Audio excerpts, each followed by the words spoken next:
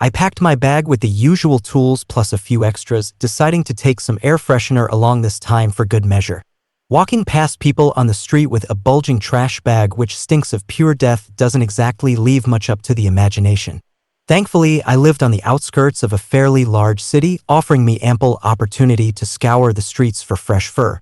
Well, fresh probably isn't the right word. New fur, its potential, limitless. Sometimes I'd hike out to the vast network of country roads a few hours away and spend the entire day there. Ever watchful for the animals that were just right. Nobody had any idea how I spent my time. I lived alone, and my only visitor would be the occasional check-in from my social worker.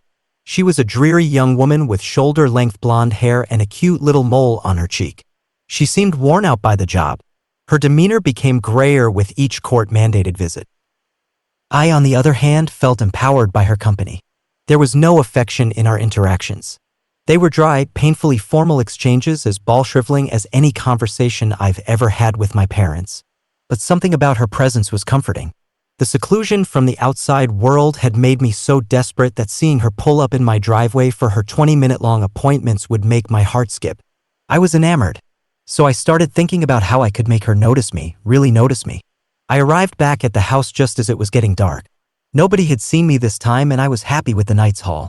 I swished the heavy black bag from over my shoulder and dumped it outside the shed round back where I performed my operations.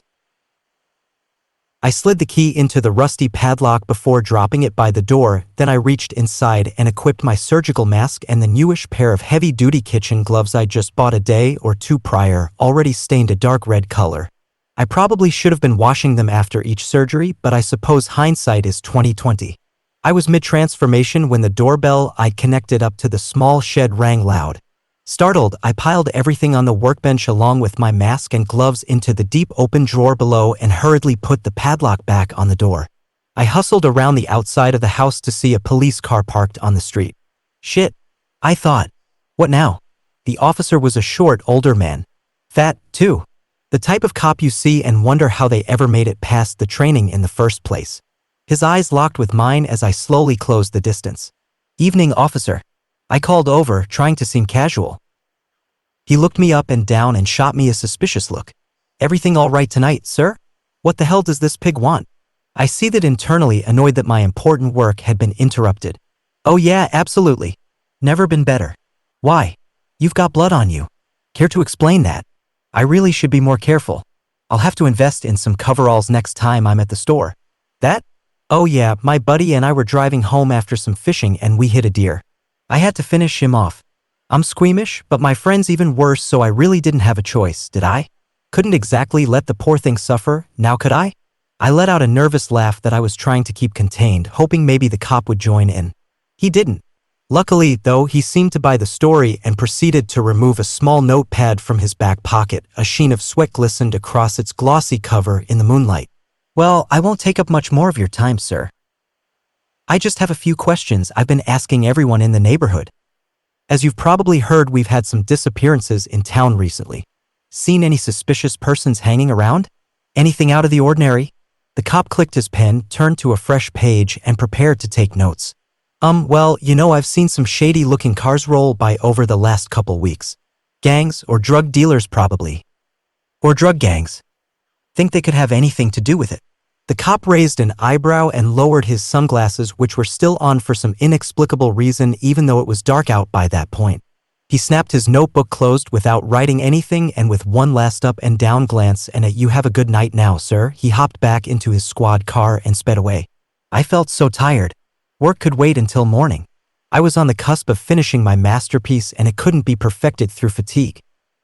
It needed to be just right. The following few days sped past in a blur of sawing and sewing, working furiously in anticipation of Anna, the social worker's next visit. I was just adding the finishing touches when I heard the knock at the door. Anxiously, I draped the sheet back over and rushed over to finally reveal the real me to my soulmate. I undid the locks and the door to destiny swung open. Anna, so lovely to see you. She looked exhausted, which made me feel sad, although I really couldn't blame her.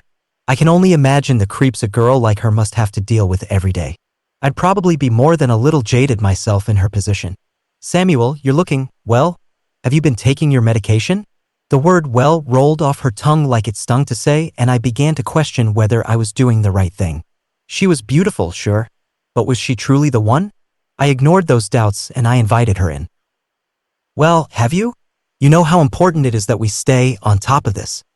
We really can't afford another incident like last time. Oh, yes, of course. I've been taking enough. Shit, sometimes more if I have trouble sleeping. I said, probably a little too excitedly.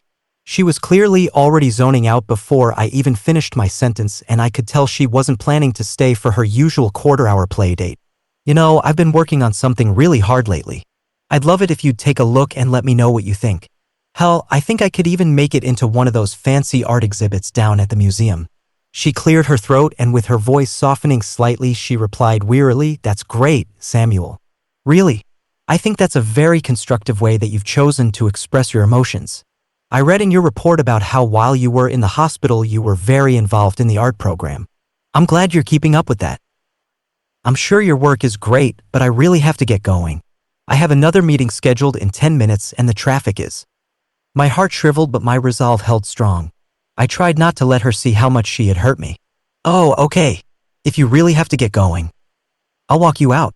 I started towards the front door, and as she stood up to follow me, I yanked the sheet away from on top of my magnum opus. Clumps of matted fur and maggots fell to the floor with it, along with a dusting of powdered detergent. I spun around to face my bride for all time and I yelled, "What do I think, baby? Is this it or what?" A chalk-white color claimed her complexion as she took in what was in front of her. Secured around the top of a wooden coat rack with duct tape and staples was the mound of gutted animal carcasses I'd spent the last month procuring. The torsos of raccoons, rats, foxes, rabbits, and a whole assortment of other wild things in various states of decomposition were balled into a molting mass of death. Their limbs sewn into the sides to create the impression of a great spider with a great many legs. And atop the great spider were my prized possessions. The scalps adorning my masterpiece like a glorious crown of blonde and brunette and gray and redhead. They weren't quite dead when I found them. Well, most of them anyway, in their homes and on their ways to and from work all those late nights. But their sacrifice allowed for this one glorious moment in the sun. Something to tell the grandkids about. And then, just like that, all of the illusions were shattered. She rejected me, running screaming, fleeing out the front door, brushing right past me. I've been back in the hospital for just over 6 years now. The media has taken to calling me Sam the Scalper, if you've ever heard such a ridiculous thing. People always miss the point. I'm not allowed to do interviews and I don't want to. All I want to do now is count the days until I can see my sweet Anna again and begin work on a new creation that really will win her heart once and for all. I think I'll use dogs this time. She loves dogs.